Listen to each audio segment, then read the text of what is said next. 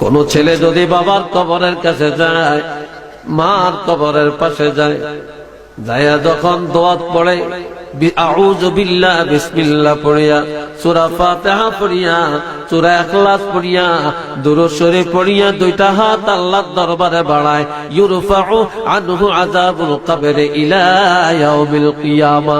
আমার নবী বলেন কিয়ামত পর্যন্ত আমার আল্লাহ কবরের আযাব মাফ করিয়া দেয়।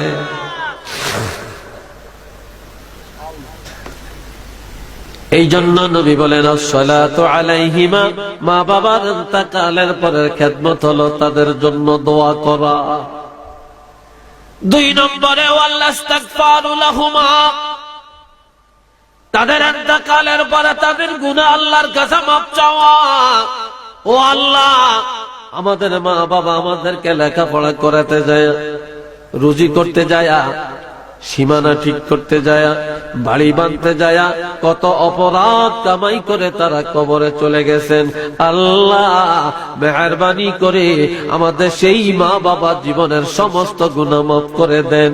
এইভাবে মা বাবার গুনাহ মাফ চাইলে আল্লাহ পাক সন্তানের গুনাহ মাফ করে দিবেন, মা বাবার গুনাহ মাফ করে তাদেরকে জান্নাত দিয়ে দিবেন। 3 নম্বরে কষ্ট হয় আপনাদের। 3 নম্বরে ওয়া ইনফাযু আহদিহিমা মিন বা'দিহিমা, তাদের ইন্তেকালের পর তাদের ঋণ আদায় করা, ওসিয়ত করে গেলে ওসিয়তগুলি পূর্ণ করা। 4 নম্বরে ওয়াসিলাতুর রাহিমিল্লাতী লা তুসালু ইল্লা বিহিমা, তাদের ইন্তেকালের পর যে আত্মীয় রেখে যায়, যাদের সাথে সম্পর্ক বজায় চলা তারা ব্যতীত কঠিন, এমন আত্মীয়ের সাথে সদ আচরণ করা, আত্মীয়ের সাথে সদ আচরণ করা। তাদের রেখে যাওয়া আত্মীয়, বুইনের বাড়ি, খালার বাড়ি, পুপির বাড়ি, মামার বাড়ি, চাচার বাড়ি, এরা তাদের রেখে যাওয়া আত্মীয়, তাদের সাথে সুসম্পর্ক বজায় রাখিয়া চলা। তবে কিছু কিছু মহিলা আছে তাদের খাসলত ভালো না। এক জাতীয় মেহমান দেখলে কলিজা কাটিয়া খাওয়ায়, আর এক জাতীয় মেহমান দেখলে তাদের দুঃখে কলিজা ফেটে যায়। কথা ঠিক কিনা বলেন? এরা কারা? স্বামীর দিকের মেহমান দেখলে কলিজা ফাটিয়া যায়, বেগমের দিকের মেহমান দেখলে কলিজা কাটিয়া খাওয়ায়। বেগমের দিকের মেহমান বেগমের মা, বেগমের বাবা, বেগমের ভাই, বেগমের বোন, বুনজি বুনফুত, এরা যদি আসে কি আনন্দে কথা বলে, পাকচা করিয়া খাওয়ায়। আর স্বামীর দিকের মেহমান, স্বামীর বুইনে যদি বেড়াইতে আসে, স্বামীর বাগিনা বাগনি যদি আসে, স্বামীর পুপি যদি আসে, স্বামীর খালা যদি আসে, স্বামীর দিকের মেহমান আসলে মহিলা যেন তাদেরকে চিনে না। একটু চিল্লিয়া বলেন না নাউযুবিল্লাহ। এরকম আছে কিনা বলেন?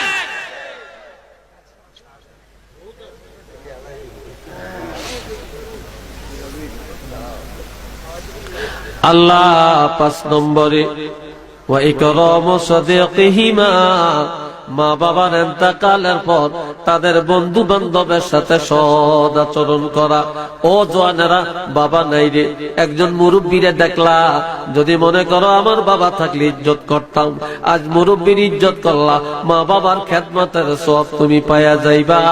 মা নাই, মায়ের বয়সের একজন বাড়ির মুরব্বীকে সম্মান যদি করো, মার খেদমতের সওয়াব আল্লাহ দান করে দিবেন। একটু উচ্চ আওয়াজে বলেন না সুবহানাল্লাহ। আর এক হাদিসে আমার নবী বলেন, আমরা আমাদের হায়াত বাড়ুক, রিজিক বাড়ুক, এটা আমরা চাই কি? চিল্লিয়ে বলেন চান? হায়াতও বাড়ুক, রিজিকও বাড়ুক। আমার নবী বলেন, কেউ যদি তার হায়াত বাড়াইতে চায়, বরকত বাড়াইতে চায়, রিজিক বাড়াইতে চায়, সে যেন মা বাবার সাথে সদাচরণ করে, আর আত্মীয় স্বজনের সাথে সদ্ব্যবহার করে, আত্মীয় স্বজনের মন খুলে মেহমানদারি করলে, আর মা বাবার সেবা করলে, তাদের প্রয়োজন মিটিয়ে দিলে তার হায়াতও বাড়িয়া যাবে এবং তার রিজিকের অভাব দূর হইয়া যাবে। মা বাপেরে না খাওয়াইয়া আত্মীয় স্বজনের সেবা না করিয়া আপনি টাকার পাহাড় বানাইবেন, এই টাকা আগুনে ফড়াইয়া ছাই করিয়া দিব, এই টাকা একদিন ধ্বংস হইয়া যাইব, এই টাকা আপনারা পার করবেন।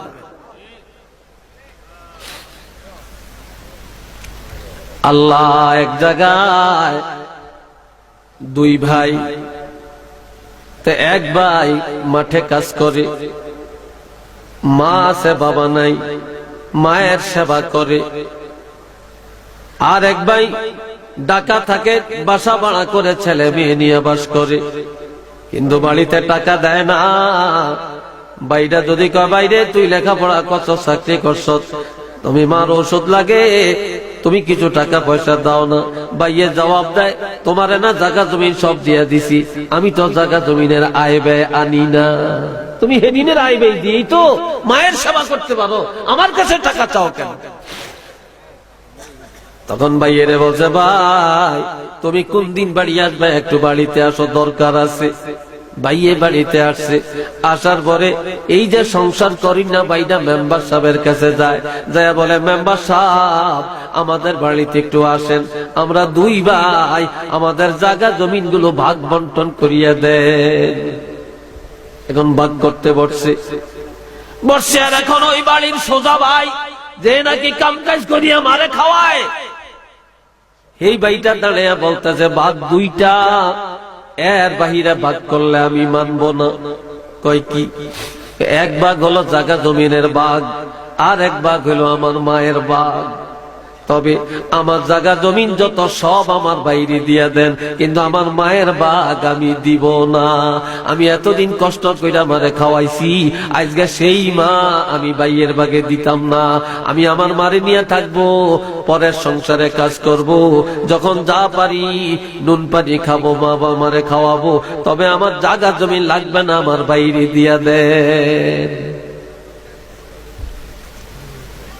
এখন এক ভাগ নিল ভাইয়ে, মায়ের ভাগ, শিক্ষিত ভাই নিয়ে গেল জায়গা জমিনের ভাগ। ওই শিক্ষিত ভাই জায়গা জমিনের ভাগ নিয়া এত বেজ্জতি হলেন, জায়গা জমিন হারাইলেন, শেষ পর্যন্ত পথের ভিখারি হয়ে গেলেন। আর যেই ভাই মায়ের ভাগ নিয়ে গেলেন, মায়ের সেবা করতে করতে মা দোয়ায় সে কোটিপতি হয়ে গেল, এমনকি ওলি আল্লাহ হয়ে কবরে চলে গেলেন। এটা জোরে বলেন না আল্লাহু আকবার।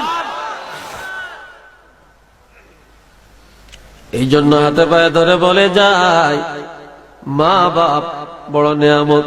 তবে বর্তমান যুগে সন্তানেরা মায়ের কথা মানে না, তার মধ্যে দুইটা কারণ।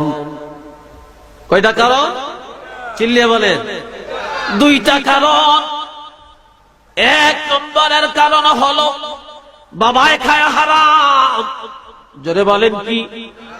আর একবার বলেন, অধিকাংশ ঘরে এখন সুদের টাকা আসেনি? চিল্লিয়া বলেন আসেনি? সুদের লেনদেন, হারাম খায়, হারামের শক্তি, হারামের রক্ত, হারামের মাংস, হারামের বীর্য। আর মা হলো দায়ুস। মা কি? মা দায়ুস।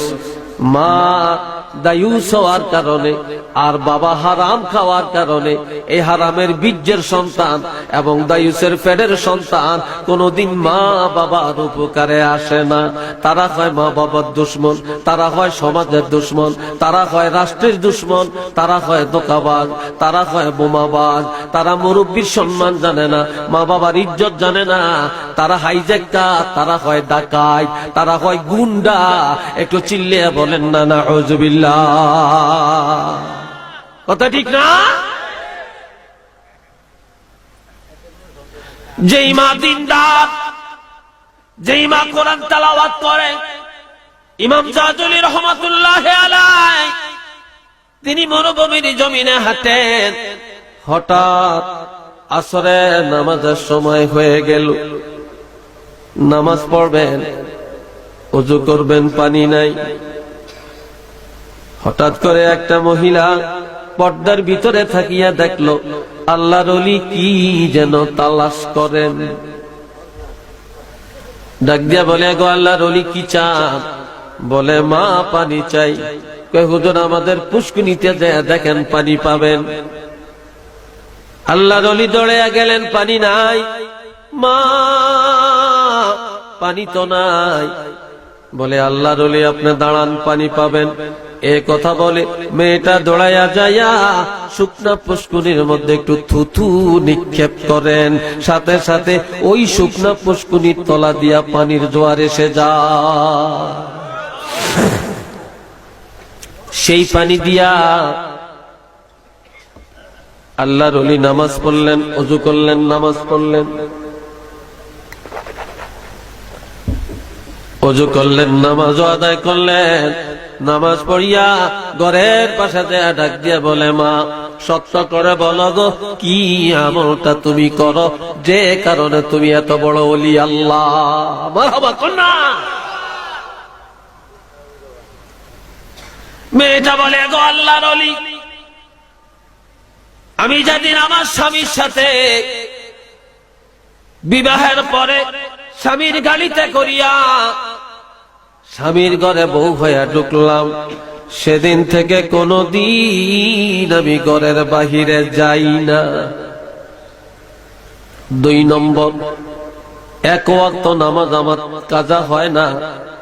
3 নম্বরের আমল, কোনদিন আমার কোরআন তেলাওয়াত বন্ধ হয় না। 4 নম্বরের আমল, আমার স্বামীর মনে কোনদিন ব্যথা দেই না। 5 নম্বরের আমল, আমি হাত দ্বারা করি সংসারের কাজ, আর আমার জবানে সারাক্ষণ আল্লাহর হাবিবের উপরে দুরূদ শরীফ তেলাওয়াত করি, যার কারণে আমার জবানের মধ্যে আল্লাহ এই বরকতটা দান করেছে।